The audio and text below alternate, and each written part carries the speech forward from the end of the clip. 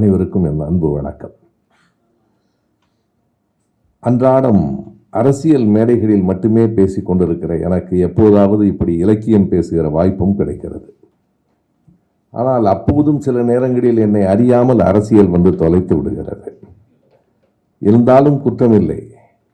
எனக்கு முன்பே 2 தீய சக்திகள் பேசிவிட்டு போய்விட்டார்கள். எனவே அந்த படி என் மீது மட்டும் வராது.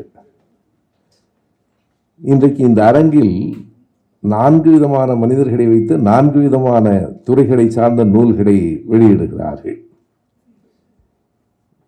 ஒன்று அறிவியல், இன்னொன்று மதம், 3வது இலக்கியம், 4வது அரசியல். என்ன வேடிக்கை என்றால், அறிவியல் பற்றி பேசிய மதுர் சத்யா ஒரு பொறியாளர், மதம் பற்றி பேசிய தாயப்பன் ஒரு மருத்துவர், இலக்கியம் பேசுகிற நான் மட்டும்தான் இலக்கியத்தை படித்து விட்டு வந்தவன். ஆனால் வாழ்நாள் முழுவதும் இலக்கியத்தை தவிர மற்றவைகளை பேசிக் கொண்டிருக்கிறவன்.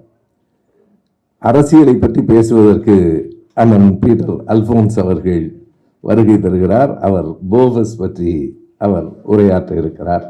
ஒரு முன்னுரையோடு நான் தொடங்குகிறேன். முதல் 2 நூல்களைப் போல இது அவ்வளவு கடினமாக இருக்காது.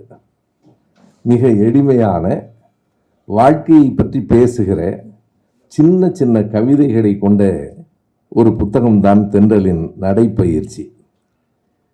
சின்ன சின்ன கவிதைகள் என்பதில் ஒரு பெரிய வாய்ப்பு. யார் நினைத்தாலும் அந்த புத்தகத்தை அதிகமாக மெதுவாக படிக்கிறவர்கள் கூட 20 நிமிடங்களில் படித்து விடலாம்.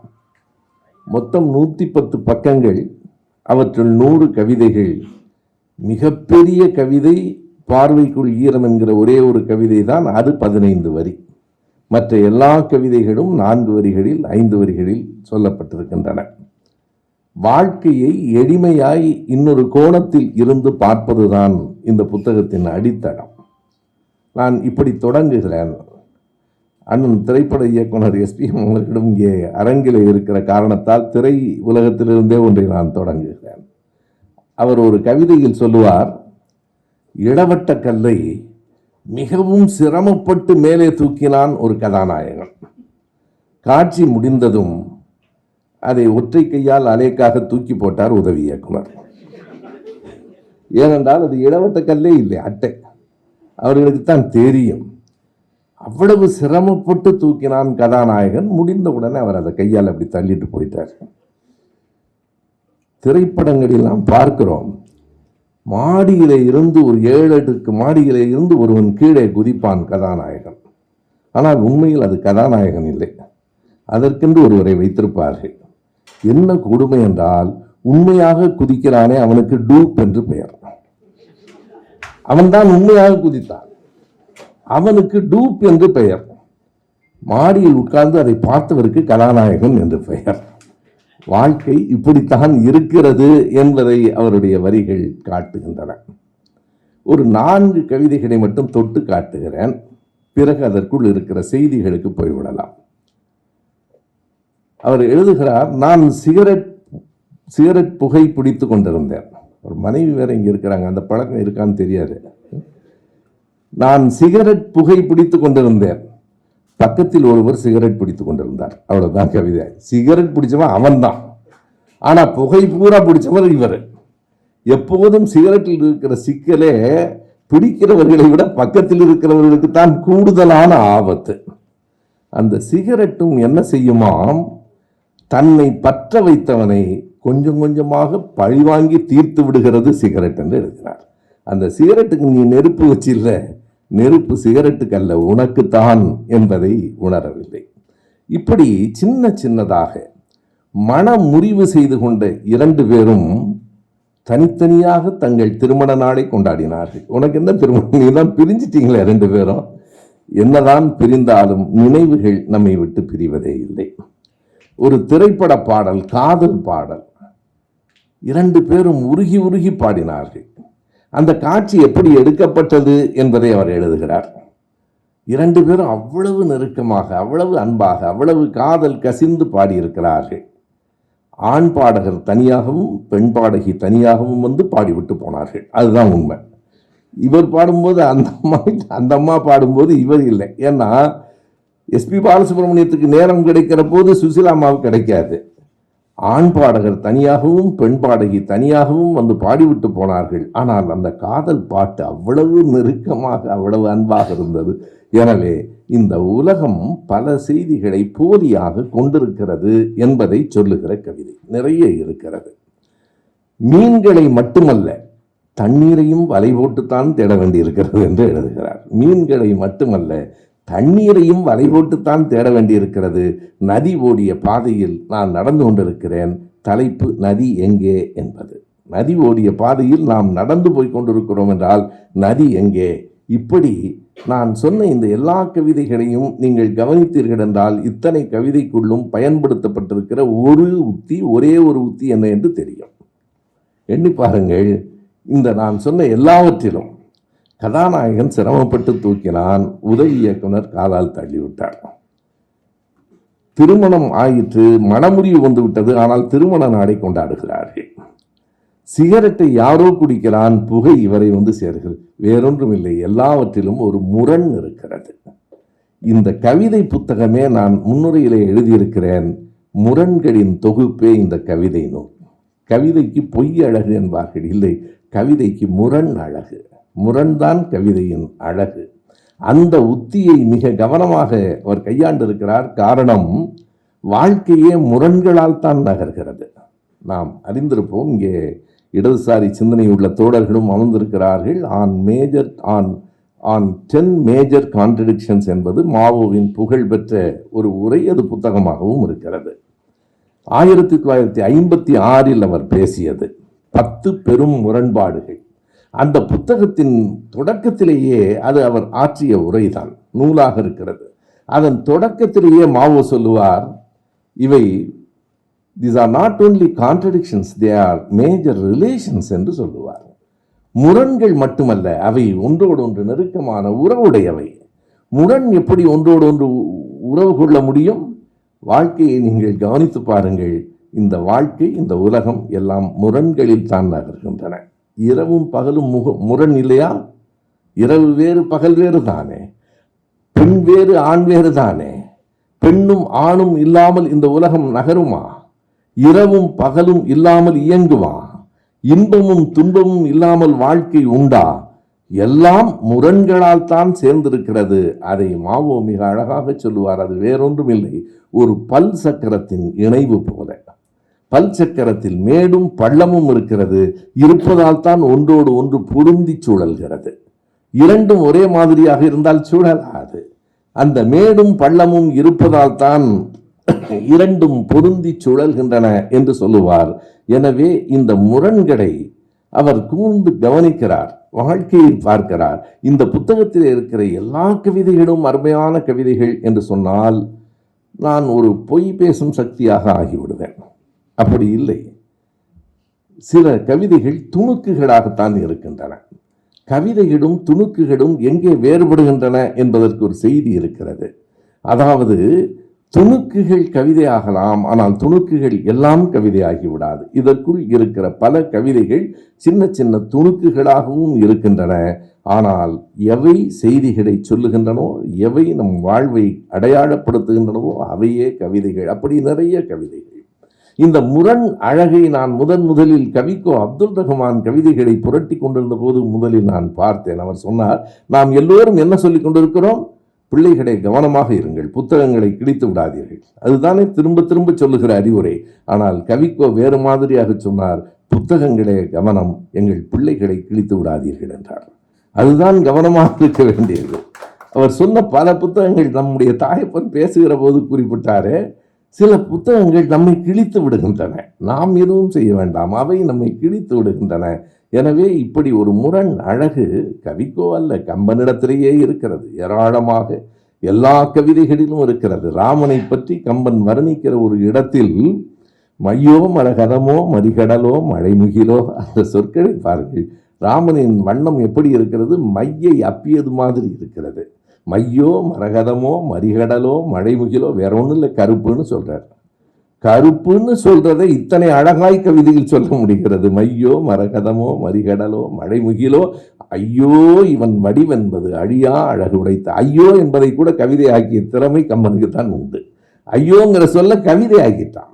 இதில் என்ன முரண் இருக்கிறது என்றால், இவ்வளவு கருப்பாக இருக்கிற ராமனை பற்றி சொல்லும் போது கம்பன் முதல் வரியில என்ன சொல்கிறான் என்றால், வெய்யோனுடைய தன்மேனியின் விரிசோதியில் மறைய பொய்யோ எனும் இடையாடோடும் இளையானோடும் போனான். ராமர் சீதை இலக்குவன் நடந்து போனார்கள்ங்கிறதான் நம்மளை எழுத சொன்னா ஒரு வரிதான். அதற்குத்தான் கம்பன் விடவும் எழுதுகிறான்.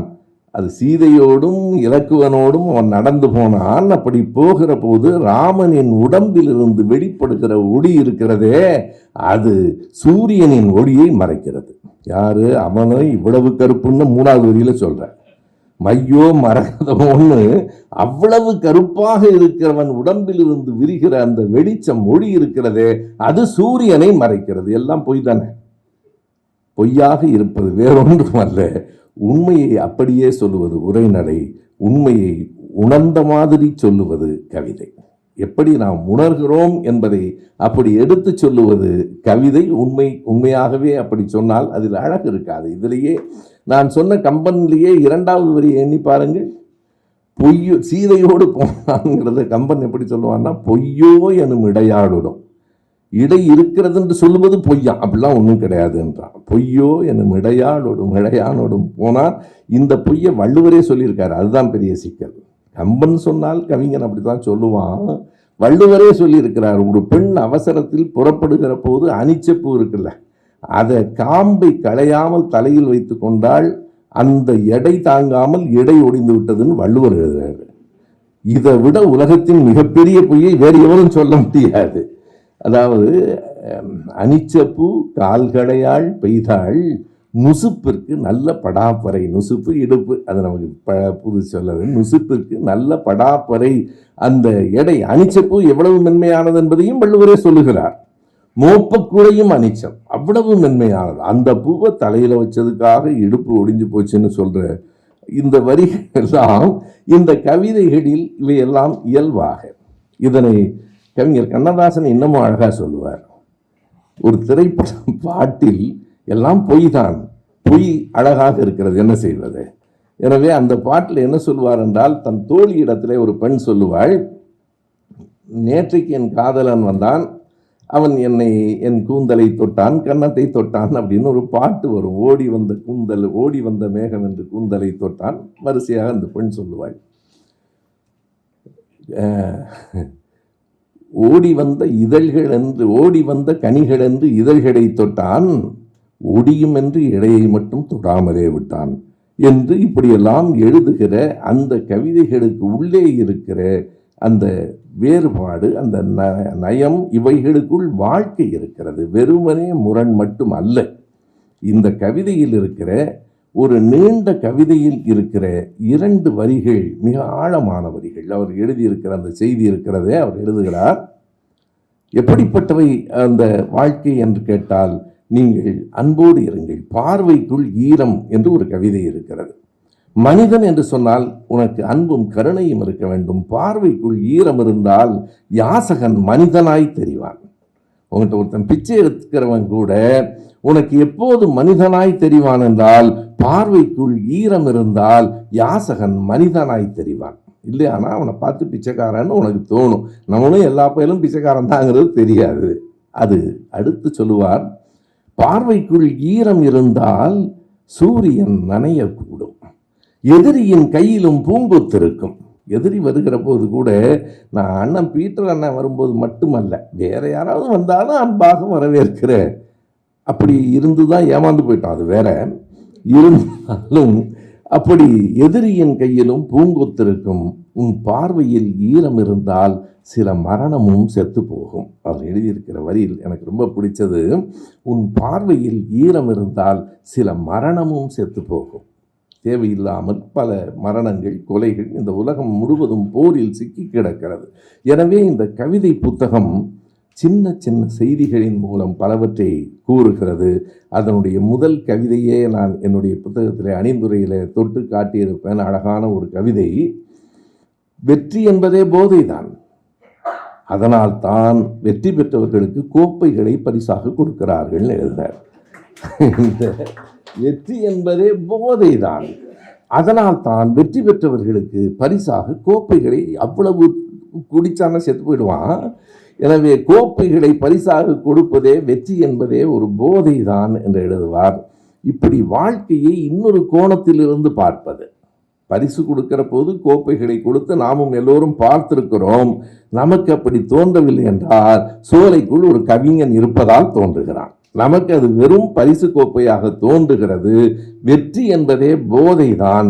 எனவே கோப்பை கொடுப்பது பொருத்தம்தான் என்று சோலையால் எழுத முடிகிறது.